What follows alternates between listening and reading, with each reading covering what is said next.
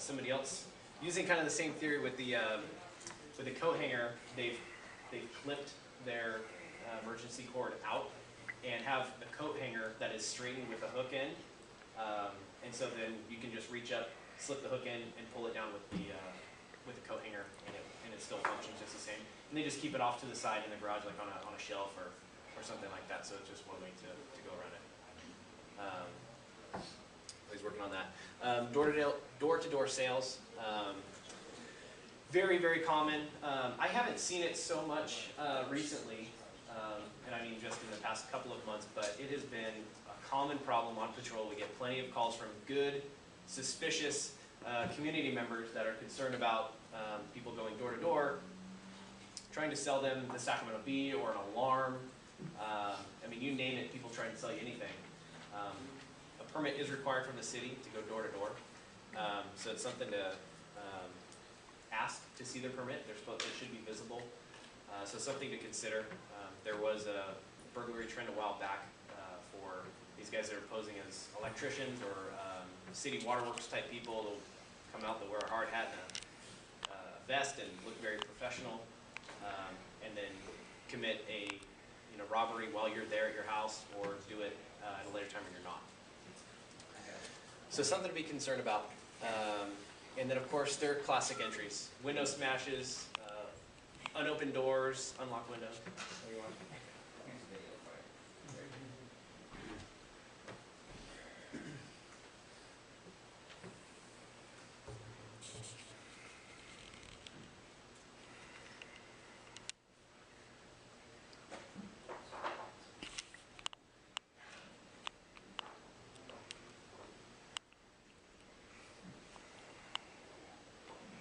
He's actually looking through the window when he does that, obviously, right? Through the glass. That had glass in it, right? In that case, yes. And I mean, it can still be done without it. We've had ourselves, we've had to use it. We've been to a call where it was an elderly person that was not answering their door, not answering calls. There's mail piled up, and we didn't want to break the door in, and nobody had a lockpick, and we had to be creative, and we knew about this. We went for our chances, and it worked out. It turns out they were okay. But sometimes you have to be creative in it, and it is something that obviously somebody came up with, and it worked for us. But if you do have glass windows and you have the ability to tint them, I do recommend doing that, because if you leave a car in the garage and you have glass windows that anybody can see through, then they can see, hey, that car is not here. So those are small little crime tips that help, because they know that there's nobody home. They knock on your door, no answer. It's an easy way to do any of these myriad of things that they want to do to enter your home, and they can just do it. But to answer your question about how to combat that, there's actually some devices online, and there's different ways that you can actually look up. I just saw it. I literally searched garage theft in 6 seconds, and there was 4 or 5 different videos that showed how to combat that right then and there, and how to actually buy devices to clamp over it, different things like that.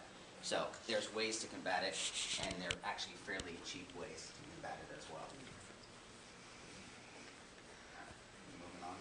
Yeah, I think we're good. Anybody have any questions on anything? Anything else? All right, moving on. All right, so some security things. Security can be as basic as doors, locks, and windows, or as it can be advanced as full-fledged automated security system. Depends on what you want to do and what your price point is. One of the simplest things that we've found, be sure to lock your doors and windows. I mean, it sounds silly, but you'd be surprised how many of our burglaries are because somebody left a bathroom window, a bedroom window, or a sliding glass door open when they left the house. They just forgot it. So be diligent, check your doors, check your windows. Additionally, what will happen a lot of times is someone will break a window just to get to the latch and then slide it open. An easy way to combat that is, as you can see from our little picture here, take a dowel, a small piece of wood, actually drop it in the track. That way, no matter, they actually have to physically break that window, and they can't jam it open, they can't do anything of the kind. They actually have to break it to get through it.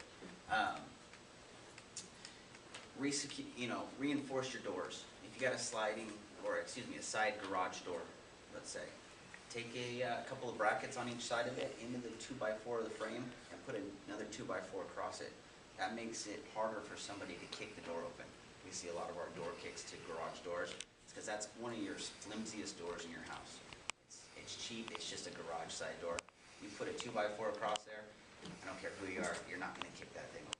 You're gonna damage your leg or the rest of the door frame before you actually get through the door. Another big Where are thing. you saying to put that 2x4? So what you do is you take From frame two to frame? brackets and put it to each side of the door frame and bolt it in, and then you can actually take a piece of wood and put it across there.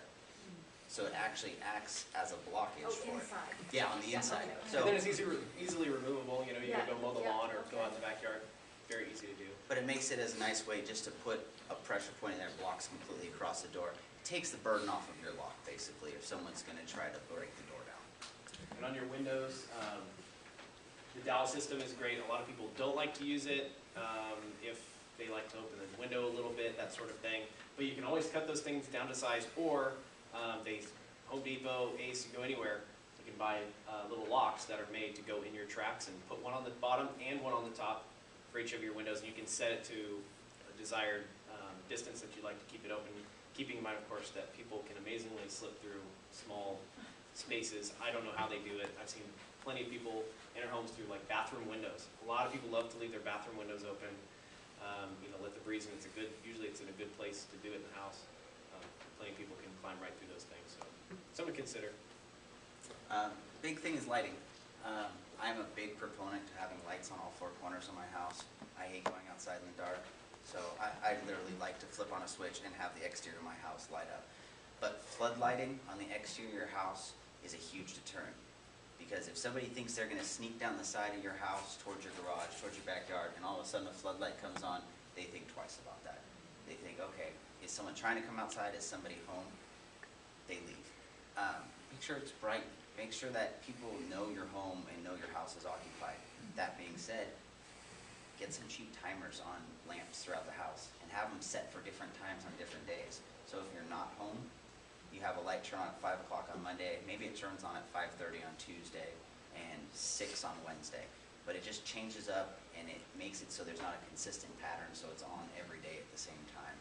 And nice thing, you come home late at night, your lights are already on in your house. You don't have to worry about turning lights on, you don't have to worry about, oh man, I gotta get to that switch that's halfway across the hallway. Just a nice way to break it up.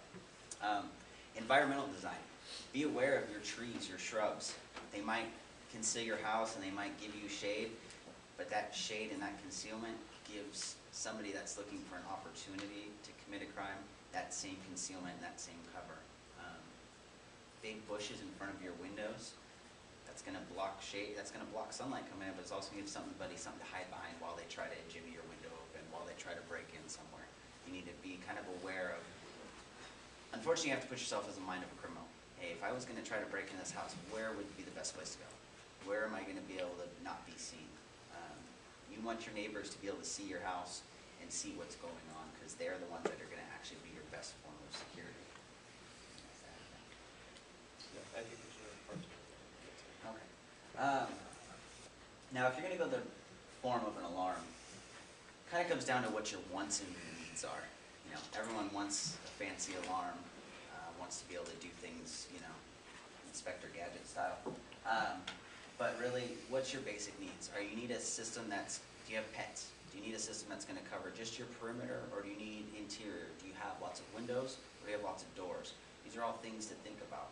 If you have pets, motion sensors might not be the best bet for you on the interior home, because if you leave your pets inside, now you have a worry of false alarm. So you might actually go to glass breaks. So basically, if no one is familiar, a glass break works by, it actually uses the acoustic sound of the glass breaking to trigger the alarm system. So it's a nice alternate to a motion sensor, which actually catches somebody moving around inside your house. A lot of people are wishy-washy on if, hey, do I want my alarm monitored by somebody, or do I not? Do I want to pay that monthly fee? I just want to instill this into you, and this is the biggest reason why I have my house monitored, is fire protection. If you don't want your house monitored and, you know, to notify the police when it goes off, that's fine, the bell's going off. People are going to call because they're going to say, hey, my neighbor's alarm's going off. But if you're sleeping at night and a fire starts in your house, you want somebody notified immediately. That's the time that I worry about it the most. Is, hey, did I leave the stove on? Is something burning somewhere? That's where the monitoring of your alarm system is huge because it has that fire protection. It has that fire protection if your water heater starts burning up, you know, clothes dryer, something to that effect. So something to think about. Yeah. So cameras on your house, you probably see more and more people having them. Those alone are visible deterrents for criminals because if they see cameras up, there's definitely going to be that second thought. It's not a fail-safe, but it's a good place to start. And of course with cameras, just like everything else with alarms and everything else, there are plenty of options out there, many that are easy to do for yourself. There are countless contractors amongst those that install alarms that will set the camera systems up for you. There's options that exist out there for your standard DVR system, where you can just plug in a USB and copy it, download it, and it goes right to your computer. You can watch it, as well as wireless viewing, so things that hook up to the internet, and you can watch it from your mobile device of any kind. Somebody'd like to see that live, I'd be happy to show that after the meeting. I've got both of them here. There you go. So these things are out there. They're they're readily available to use. Things to consider about cameras: the locations of them, what you're watching, you know, what part of your property or maybe your neighbor's property. You know, you get a lot of coverage out of your cameras, and the style of your camera.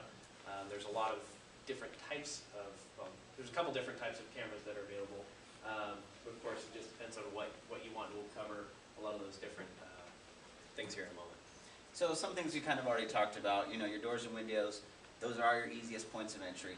Be sure those are secure. So, you know, we told you the example of using the wooden dowel and locks, like Officer Collier talked about, to, you know, prohibit the window from only opening a certain length. Deadbolts, security latches, kind of just to reinforce those doors. Another thing we didn't mention before, but security screens. A lot of people like to keep their doors open, like to get that cross breeze. If you're going to do that, be sure to invest in a quality screen. You'd be surprised, a lot of people will put on what I'll refer to as a cheap screen. We run into them a lot in patrol. I can't tell you how many times I've been able just to grab in the middle of the screen and give it one yank, and it actually folds in kind of like a taco, and the latch pops, and there's zero damage to it. We are actually able to unlock it, close it, and it's like we were never there.